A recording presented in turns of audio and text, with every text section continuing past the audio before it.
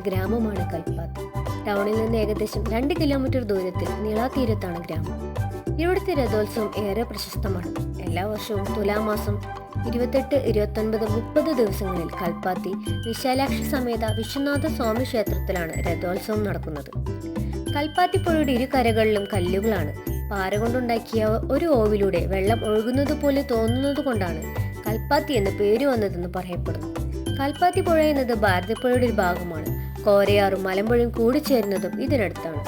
ദക്ഷിണകാശി അല്ലെങ്കിൽ തെക്കിന്റെ വാരാണസി എന്നും കൽപ്പാത്തി അറിയപ്പെടുന്നു. പാലക്കാട് ബ്രാഹ്മണർ ആദ്യമായി കുടിയേറിപ്പാർത്ത സ്ഥലങ്ങളിൽ ഒന്നാണ് കൽപ്പാത്തി. ഇവിടെ തമിഴ് ബ്രാഹ്മണരാണ് കൂടുതലായും താമസിക്കുന്നത്. കൽപ്പാത്തി രഥോത്സവത്തിന്റെ പേരും പ്രൗഢിയും പോലെ നിറഞ്ഞു നിൽക്കുന്നതാണ് രഥോത്സവത്തിൽ ഉപയോഗിക്കപ്പെടുന്ന രഥങ്ങൾ. വർഷങ്ങളോളം പഴക്കമുള്ള ഈ രഥങ്ങളാണ് അവസാന 3 ദിവസങ്ങളിൽ ഈ തെരുവുകളിൽ നിറഞ്ഞു നിൽക്കുന്നത്. ദൈവത്തിന്റെ സ്വന്തം നാട് വാഗ്ദാനം ചെയ്യുന്ന ഏറ്റവും അസാധാരണമായ കാഴ്ചകളിൽ ഒന്നാണ് ഈ കൽപ്പാത്തി രഥോത്സവം.